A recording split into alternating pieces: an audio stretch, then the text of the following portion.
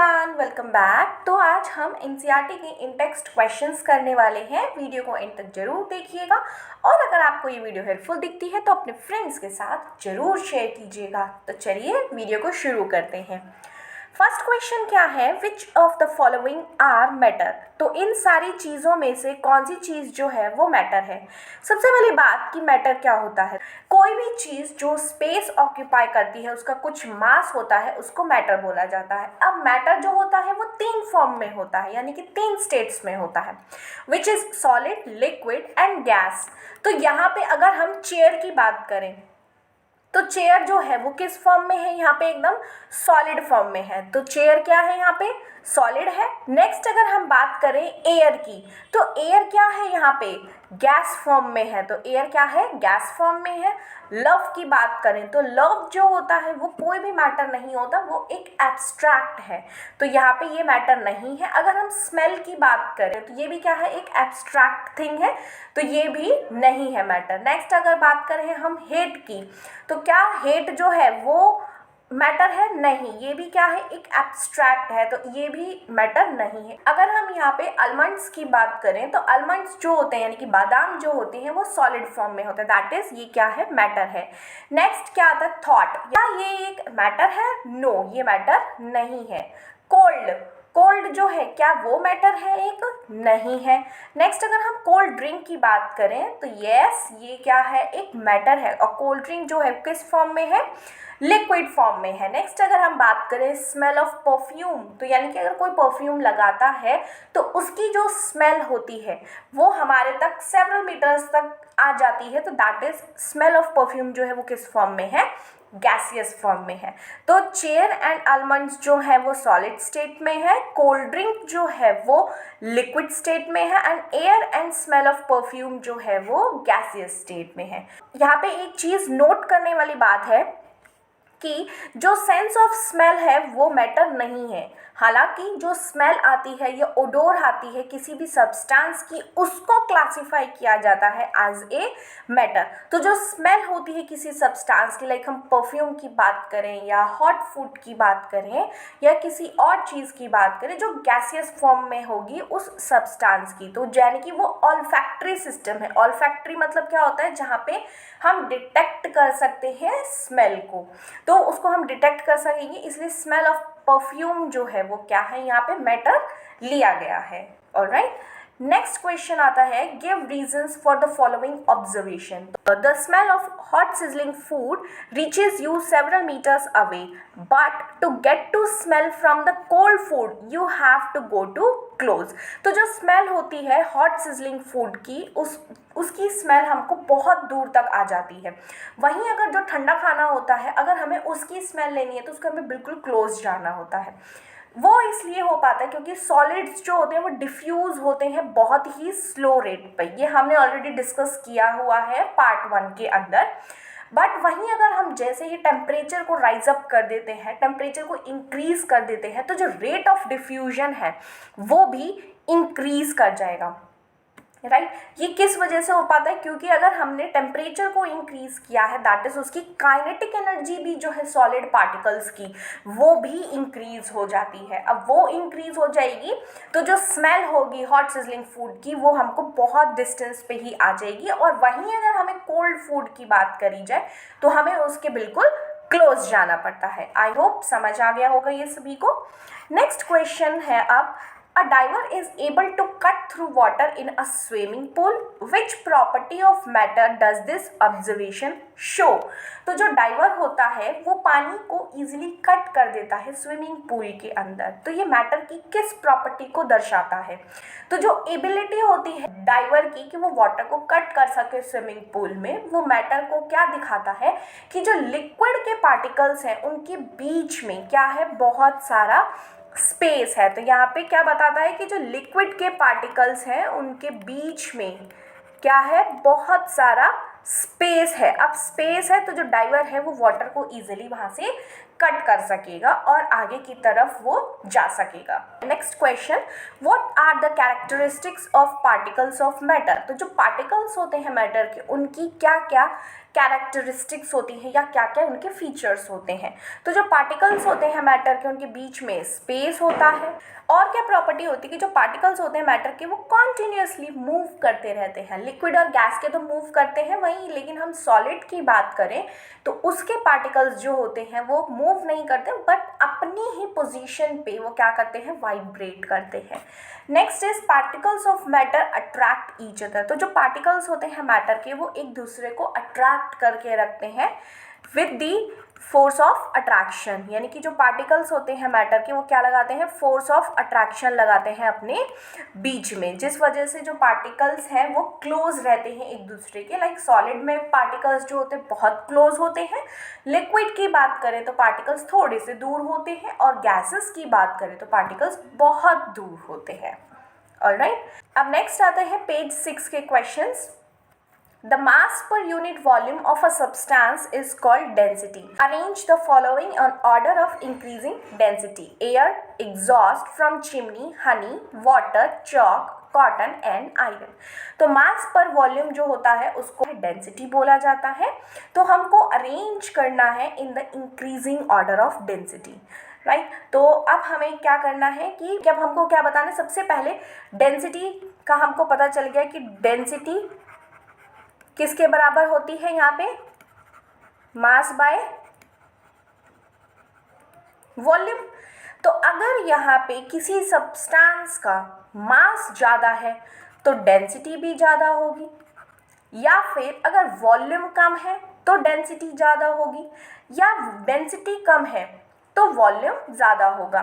Density directly proportional है मास के and inversely proportional है वॉल्यूम के, राइट। तो जो गिवन सब्सटेंसेस हैं उनको हमें इंक्रीजिंग ऑर्डर में लगाना है on the basis of their densities. तो यहाँ पे सबसे ज़्यादा डेंस कौन होगा, आयरन होगा, क्योंकि आयरन जो है वो क्या है, यहाँ पे सॉलिड है। उसके पार्टिकल्स जो होते हैं बहुत टाइटली पैक्ड होते हैं, और उनका फोर्स ऑफ अट्रैक्शन भी जो होता है पार्टिकल्स के बीच में बहुत ही ज़्यादा होता है, जिस वजह से वो बहुत क्लोज होते हैं, राइट। तो सबसे पहले कौन आएगा यहाँ पे, आयरन आएगा। देन अगर हम बात करें यहाँ पे अब इन सभी में से तो कौन आएगा, यहाँ पे चॉक आएगा, क्योंकि चॉक भी जो है वो कैसा है, यहाँ पे एक सॉलिड सब्सटेंस है, तो देन चॉक है यहाँ पे। एंड देन जो हनी है, हनी भी जो होता है वो बहुत विस्कस होता है, दैट इज बहुत गाढ़ा होता है रादर देन वाटर। तो कौन आएगा यहाँ पे फिर, हनी। एंड देन उसके बाद कौन आएगा यहाँ पे, वाटर जो लिक्विड फॉर्म में है। देन कौन आएगा यहाँ पे, cotton, right. Then exhaust from chimney जो होती है वो थोड़ी सी डेंस होती है, घनी होती है वो, तो exhaust from chimney. And then air. तो इंक्रीजिंग ऑर्डर क्या हो जाएगा, सबसे पहले air, then exhaust from chimney, then cotton, then water, honey, chalk and iron. Alright, next question, tabulate the differences in the characteristics of states of matter. तो हमको क्या करना है, टैबुलेट करना है डिफरेंसेस किसके बीच में, characteristics of the states of matter. जो स्टेट्स ऑफ मैटर होते हैं सॉलिड, लिक्विड और गैस, तो उनको टैबुलर फॉर्म में लिखनी है उनकी कैरेक्टरिस्टिक्स। तो सबसे पहले अगर हम बात करें सॉलिड स्टेट की, तो जो सॉलिड स्टेट होती है उसकी डेफिनेट शेप होती है एंड वॉल्यूम होता है। नेक्स्ट वहीं अगर हम लिक्विड स्टेट की बात करें तो उसकी कोई भी डेफिनेट शेप नहीं होती है। लिक्विड्स अटेन कर लेते हैं शेप को जिस भी कंटेनर के अंदर हम उनको रखते हैं। लाइक वाटर को अगर मैं ग्लास के अंदर रख रही हूँ तो वो ग्लास की शेप ले लेगा, और अगर मैं वाटर को अगर बॉटल के अंदर रख रही हूँ तो वो बॉटल की शेप ले लेगा, राइट। नेक्स्ट, गैसेस जो होते हैं ना ही उनकी फिक्स शेप होती है और ना ही फिक्स्ड वॉल्यूम होता है, राइट।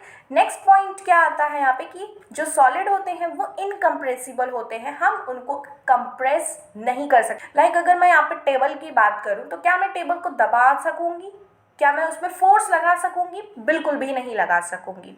नेक्स्ट वहीं अगर हम लिक्विड की बात करें तो जो लिक्विड होते हैं वो कंप्रेसिबल होते हैं कुछ हद तक, राइट।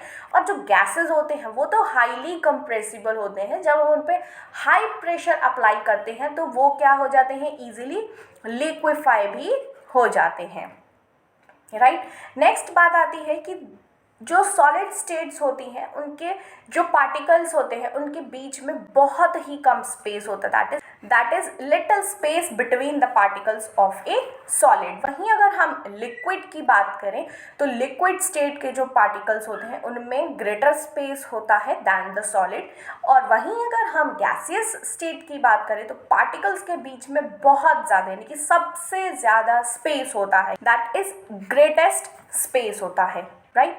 नेक्स्ट बात आती है कि जो पार्टिकल्स होते हैं सॉलिड के वो एक दूसरे को स्ट्रांगली अट्रैक्ट करके रखते हैं, और लिक्विड की बात करें तो फोर्स ऑफ अट्रैक्शन जो होता है लिक्विड पार्टिकल्स के बीच में वो लेस होता है देन द सॉलिड्स, और गैसेस में जो फोर्स ऑफ अट्रैक्शन होता है वो बिल्कुल नेग्लिजिबल होता है, होता ही नहीं है, बहुत दूर दूर होते हैं गैसेस के पार्टिकल्स, राइट। नेक्स्ट आता है पॉइंट कि पार्टिकल्स होते हैं सॉलिड के वो मूव नहीं कर सकते फ्रीली, इधर उधर वो नहीं जा सकते हैं, और जो लिक्विड के होंगे वो मूव कर सकेंगे फ्रीली। और वहीं अगर हम गैसियस की बात करते हैं तो जो गैसियस पार्टिकल्स होते हैं वो कॉन्टिन्यूस और रैंडम मोशन में रहते हैं, यानी कि वो मूव करते रहते हैं, राइट।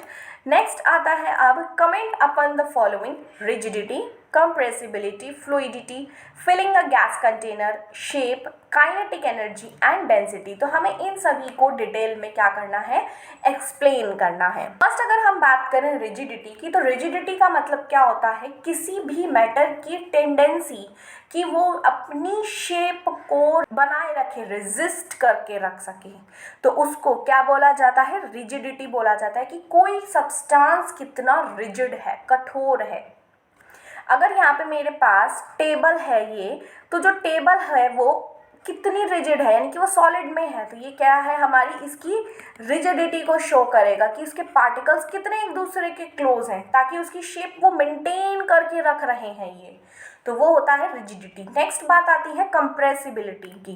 कंप्रेसिबिलिटी मतलब किसी भी सब्सटेंस पे, लिक्विड सब्सटेंस पे अगर हम फोर्स लगाएं तो उसका वॉल्यूम जो है वो डिक्रीज हो जाए, लो हो जाए। तो यानी कि कंप्रेस करना मतलब उसको, उसके ऊपर क्या अप्लाई करना, प्रेशर को अप्लाई करना या फोर्स को अप्लाई करना, ताकि उसका वॉल्यूम जो है वो कम हो जाए। लाइक जो गैसेस होती हैं वो कंप्रेसिबल होती हैं। हमने अपने प्रीवियस लेक्चर में देखा था कि अगर हमारे पास यहाँ पे गैस है और हमने यहाँ पे क्या लिया है, ये पिस्टन लिया है, ये गैस के पार्टिकल्स हैं, तो जब हम इसको कंप्रेस करेंगे यानी कि हम इस पर प्रेशर अप्लाई करेंगे, तो जो गैस के पार्टिकल्स हैं वो किस में कन्वर्ट हो जाएंगे, लिक्विड पार्टिकल्स में कन्वर्ट हो जाएंगे। इस चीज़ में कन्वर्ट हो जाएंगे, लिक्विफाई हो जाएंगे, यानी कि गैस के पार्टिकल्स जो थे वो लिक्विड के अंदर कन्वर्ट हो गए, राइट। नेक्स्ट आती है फ्लूइडिटी। फ्लूइडिटी मतलब फ्लूइड नाम से ही पता चलना चाहिए कि एबिलिटी टू फ्लो। अब फ्लो करने की एबिलिटी किस किस के पास होती है, आइदर विद द लिक्विड और द गैस, यानी कि लिक्विड और गैस के पास ही फ्लूइडिटी की प्रॉपर्टी होती है। Next, by filling a gas container. अब इसका मतलब क्या है कि यानी कि जिस भी कंटेनर के अंदर हम रख रहे हैं वो गैस जो है वो शेप को मेंटेन कर ले। लाइक अगर हमारी सिलेंडर्स वाली गैस जो होती है, एलपीजी जो होती है, जो हम कुकिंग में यूज़ करते हैं, तो उसके सिलेंडर्स की शेप अलग होती है। वहीं अगर हम गैस की बात करें, अगर हम उसी गैस को बलून के अंदर रख दें तो उसकी शेप बलून जैसी हो जाएगी, या अगर हम उसी गैस को किसी और कंटेनर के अंदर रख देंगे तो वो उसी गैस को कम्प्लीटली वो क्या कर, तो वो जो गैस है उस सब्सटेंस को क्या कर लेगी, कंप्लीटली फिल कर देगी। तो we mean the attainment of the shape of the container by gas. Next आती है शेप। शेप मीन्स कि उसकी कितनी डेफिनेट बाउंड्री है।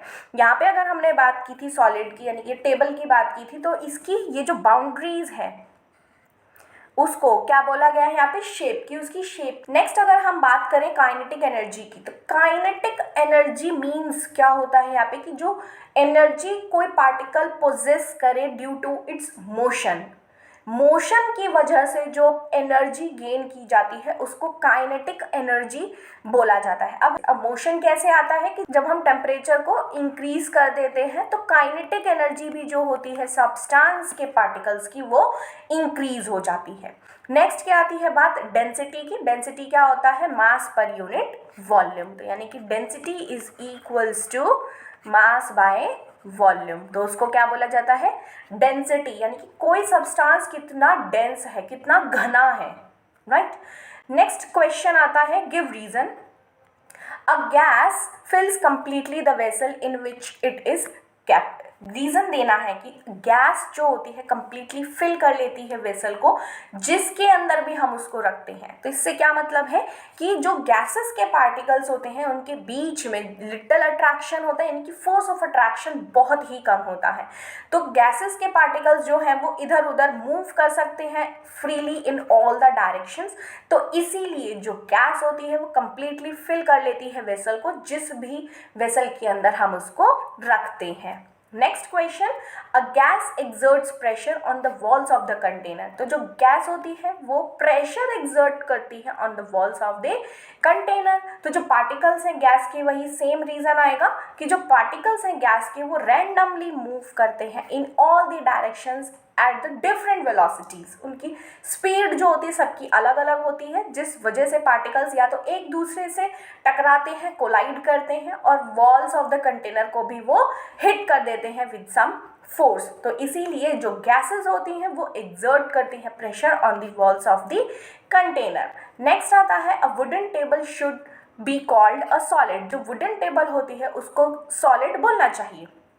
वुडन सॉलिड जो है उसको क्यों बोलना चाहिए सॉलिड? क्योंकि उसकी डेफिनेट शेप है, डेफिनेट मास है, वॉल्यूम है, वो रिजिड भी है, इनकम्प्रेसिबल है, उसके पास सारी की सारी कैरेक्टरिस्टिक्स है सॉलिड की। तो इसीलिए वुडन टेबल जो है वो कैसी है? सॉलिड है। नेक्स्ट क्वेश्चन की बात करें तो we can easily move our hand in air, but to do the same through a solid block of wood we need a karate expert.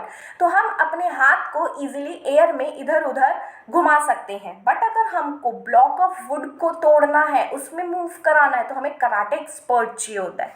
क्योंकि जो पार्टिकल्स होते हैं एयर के, उनके बीच में बहुत ज़्यादा स्पेस होता है, और वहीं अगर हम वुड की बात करें, वुडन पीस की बात करें, तो उसमें लिटिल स्पेस होता है और समवट वो कैसा होता है? सॉलिड फॉर्म में होता है, रिजिड भी होता है। तो इसी वजह से हम अपनी हैंड को इजीली मूव कर सकेंगे एयर के अंदर, बट अगर हमें यही सेम चीज़ सॉलिड ब्लॉक के साथ करनी है वुड के, तो हमको क्या चाहिए होता है? कराटे एक्सपर्ट चाहिए होता है।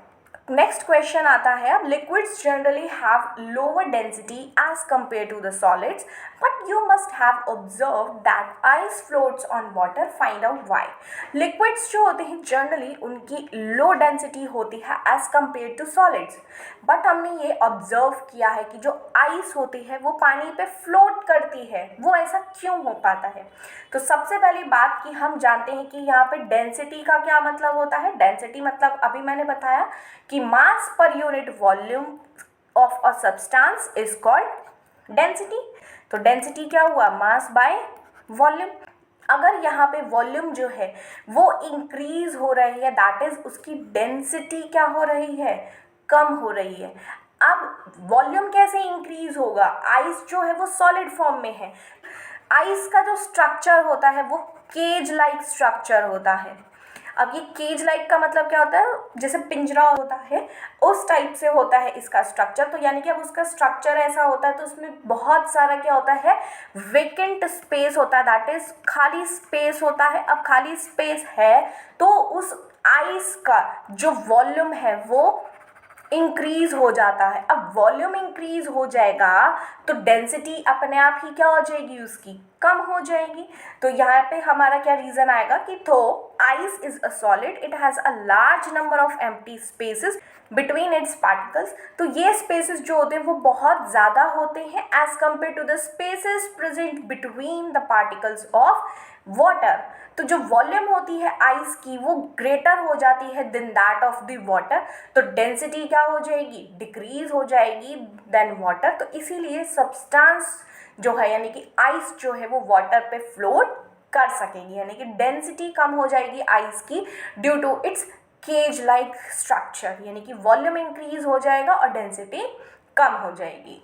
राइट ये क्वेश्चन जो है वो इम्पॉर्टेंट है, तो मोस्टली ये क्वेश्चन जो है वो पेपर में आ जाता है। नेक्स्ट क्वेश्चंस आते हैं अब पेज नंबर 9 के। Convert the following temperature to Celsius scale. हमें क्या करना है? टेम्परेचर को कन्वर्ट करना है सेल्सियस स्केल में, दैट इज हमको केल्विन में दे रखा है। ये चीज़ मैंने पहले भी बताई थी कि अगर केल्विन में दे रखा है तो हमको क्या करना पड़ेगा? जो भी टेम्परेचर दे रखा है उसको सब्ट्रैक्ट करना है हमें 273 से। राइट। तो 300 को माइनस करना है 273 से, तो कितना आ जाएगा, ये 27 डिग्री सेल्सियस आ जाएगा। वहीं अगर हम 573 केल्विन की बात करें, 573 को माइनस करना है 273 के साथ, तो आंसर क्या आ जाएगा, 300 डिग्री सेल्सियस आ जाएगा। Next question, what is the physical state of water at. तो फिजिकल स्टेट बताना है हमको वाटर का, किस पे, 250 डिग्री सेल्सियस पे। तो जो 250 डिग्री सेल्सियस पे वाटर जो है वो गैसियस फॉर्म में होगा, क्योंकि जो 100 डिग्री सेल्सियस होता है वहाँ पे वाटर जो है वो गैस के अंदर कन्वर्ट होना शुरू होता है। तो 250 डिग्री सेल्सियस पे क्या होगा, वो गैसियस फॉर्म में। नेक्स्ट अगर हम वही 100 डिग्री की बात करें, तो 100 डिग्री सेल्सियस पे वाटर भी एग्जिस्ट होगा और गैस भी एग्जिस्ट होगा, दैट इज लिक्विड भी है और गैसियस फॉर्म में भी है। तो जब हम इस पे टेम्परेचर प्रोवाइड करते हैं, यानी कि हीट प्रोवाइड करते हैं, जब कांस्टेंट टेम्परेचर रहता है तो वो हीट जो होती है वो लेटेंट हीट ऑफ वेपराइजेशन वाली होती है, जब वाटर चेंज होना शुरू होता है from liquid state to gaseous state, right. Next question आता है third, for any substance why does the temperature remains constant during the change of state. तो किसी भी सब्सटेंस के लिए, अगर हम सॉलिड की बात करें या लिक्विड की बात करें, तो जो टेम्परेचर होता है वो कांस्टेंट क्यों रहता है जब स्टेट चेंज हो रही होती है। लाइक जब सॉलिड टू लिक्विड हो रही होती है तब भी जो टेम्परेचर होता है 0 डिग्री सेल्सियस पे वो कांस्टेंट रहता है, और वहीं अगर हम लिक्विड टू गैस की बात करें तब भी टेम्परेचर कांस्टेंट रहता है एट द 100 डिग्री सेल्सियस। तो जब स्टेट चेंज हो रहा होता है तो टेम्परेचर कांस्टेंट रहता है, ये इस वजह से होता है कि जो हम हीट सप्लाई करते जा रहे होते हैं कॉन्टिन्यूसली, वो यूटिलाइज की जा रही होती है एज ए लेटेंट हीट, और वो यूज़ किस लिए की जाएगी, जो स्टेट को चेंज कराने के लिए। अब जो इनके लाइक अगर हम सॉलिड की बात करें तो सॉलिड के पार्टिकल्स के बीच में जो फोर्स ऑफ अट्रैक्शन लग रहा था उनको तोड़ने की कोशिश कर रही थी और लिक्विड स्टेट में कन्वर्ट करवा रही थी वो। और अगर हम लिक्विड टू गैस की बात करें, 100 डिग्री सेल्सियस पे जो लिक्विड पार्टिकल्स थे उनके बीच में भी जो फोर्स ऑफ अट्रैक्शन था उनको तोड़ने की कोशिश कर रही थी, ताकि स्टेट जो है वो गैसियस में कन्वर्ट हो जाए। तो यहाँ पे जो लेटेंट हीट होती है उसको क्या बोला जाता है, लेटेंट हीट ऑफ फ्यूजन बोला जाता है। और अगर हम लिक्विड टू गैस की बात करते हैं तो वहाँ पे कौन सी होती है, latent heat of vaporisation. Alright, next question, suggest a method to liquefy atmospheric gases। तो अगर हमें एटमॉस्फेरिक गैसेस को लिक्विफाई करना है तो हमको एक मेथड सजेस्ट करना है। प्रेशर को तो इंक्रीज कर देंगे कि हम प्रेशर को लगाते जा रहे हैं, और टेम्परेचर को रिड्यूस कर देंगे, तो उस टाइम पे जो एटमॉस्फेरिक गैसेस हैं वो लिक्विफाई हो जाएंगी इजीली, राइट। नेक्स्ट क्वेश्चन आते हैं पेज नंबर 10 के, Why does a desert cooler cools better on a hot dry day। तो जो डेजर्ट कूलर होते हैं वो बेटर कूल क्यों करते हैं on a hot dry day. तो जब लिक्विड इवेपोरेट होता है तो जो पार्टिकल्स होते हैं लिक्विड के वो हीट एनर्जी को एब्जॉर्ब करेंगे अपने सराउंडिंग से, ताकि उस लॉस एनर्जी को वो कंपनसेट कर सकें इवेपोरेशन के समय, और जिस वजह से सराउंडिंग जो होता है ठंडा होता है, यानी कि इवेपोरेशन कॉजेज कूलिंग। ये हमने लास्ट टॉपिक पढ़ा था। तो वहीं डेजर्ट कूलर की अगर हम बात करें तो वाटर जो होता है उसके अंदर वो कॉन्टिन्यूसली इवेपोरेट होता है, यानी कि अब वो वाटर इवेपोरेट होगा तो उसको क्या चाहिए होती है, हीट एनर्जी चाहिए होगी सराउंडिंग से, इसीलिए सराउंडिंग जो होता है फिर वहाँ पे कैसा होता जाता है, कूल होता जाता है। तो अगर amount of water vapour air में अगर कम प्रेजेंट है तो इवेपोरेशन जल्दी होगा। तो हॉट ड्राई डे, एकदम गर्म वाली धूप पड़ रही होती है, तो उस टाइम पे ह्यूमिडिटी कम होती है तो रेट ऑफ इवेपोरेशन ज़्यादा हो जाता है। तो यानी कि अब कूलर के अंदर जो वाटर प्रेजेंट है वो जल्दी से इवेपोरेट होगा, तो कूलिंग पहुंचाता है वो पूरे सराउंडिंग को। इसीलिए डेजर्ट कूलर जो होते हैं वो बेटर कूल करते हैं on a hot dry day, right. Next question, how does the water kept in an earthen pot which is मटका become cool during summers। तो जो वाटर को अगर हम मटका के अंदर रखते हैं तो वो ठंडा क्यों होता है समर्स में। जब लिक्विड इवेपोरेट करता है, पार्टिकल्स जो होंगे लिक्विड के वो हीट एनर्जी को एब्जॉर्ब करेंगे फ्रॉम द सराउंडिंग और फ्रॉम द कंटेनर, ताकि वो जो लॉस होती जा रही एनर्जी को उसको कंपनसेट कर सके ड्यूरिंग द इवेपोरेशन, और उस वजह से जो वाटर होता है वो ठंडा रहता है। और वहीं जो मटका होता है उसमें छोटे छोटे पोर्स होते हैं, वहाँ से लिक्विड जो होता है बाहर जाता है और वो हीट एनर्जी को क्या करेगा, एब्जॉर्ब करेगा। अब जब हीट एनर्जी को एब्जॉर्ब कर रहा है इवेपोरेशन के लिए, तो जो मटका है वो अपने आप ही कैसा रहेगा, ठंडा रहेगा अंदर से। तो in this way water capped in an earthen pot becomes cool during the summers. Next question, Why does our palm feel cold when we put some acetone or petrol or perfume on it? तो हमारे हाथ पे ठंडक महसूस क्यों होती है जब हम एसीटोन को, पेट्रोल को या परफ्यूम को अपने हाथ पे डालते हैं? तो जब हम एसीटोन, पेट्रोल या परफ्यूम को अपने हाथ पे डालेंगे तो वो इवेपोरेट हो जाता है। अब जब उसको इवेपोरेट होना है तो वो लिक्विड जो है वो क्या करेगा, हीट एनर्जी को एब्जॉर्ब करेगा।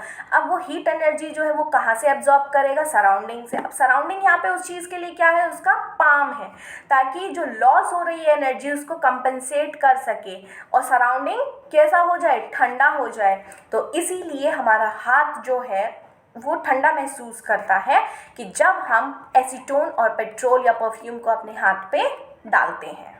Next question, why we are able to sip hot tea और milk faster from a saucer rather than a cup? तो जो सॉसर जो होता है उससे हम हॉट टी या मिल्क को जल्दी जल्दी पी जाते हैं, वहीं अगर हम कप की बात करें तो वहाँ पे नहीं हो पाता, क्योंकि जो रेट ऑफ इवेपोरेशन हमने देखा था, तो जो रेट ऑफ इवेपोरेशन होता है वो डायरेक्टली प्रोपोर्शनल होता है सरफेस एरिया के। तो सरफेस एरिया अगर बढ़ जाएगा उसका, तो रेट ऑफ इवेपोरेशन भी जो है वो इंक्रीज हो जाएगा, और अगर सरफेस एरिया कम हो जाएगा तो रेट ऑफ इवेपोरेशन भी डिक्रीज हो जाएगा। सॉसर है उसका ज़्यादा सरफेस एरिया होता है रादर दैन द कप, तो वो वाटर जो है या हॉट टी है या मिल्क है वो जल्दी से इवेपोरेट हो जाएगा और ठंडा हो जाएगा जल्दी से in a saucer rather than in a cup. तो इसीलिए हम सिप सिप करके जल्दी से पी जाते हैं हॉट टी और मिल्क को from a saucer rather than a cup. Next question, what type of clothes should we wear in summers?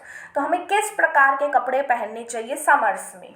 Summers में बेसिकली हम कॉटन क्लोथ्स प्रेफर करते हैं rather than the silk and some other stuff clothes, just because कि जो cotton clothes होते हैं वो good sweat absorber होते हैं। वो स्वेट को ईजिली, स्वेट दैट इज पसीने को वो जल्दी से एब्जॉर्ब कर लेते हैं।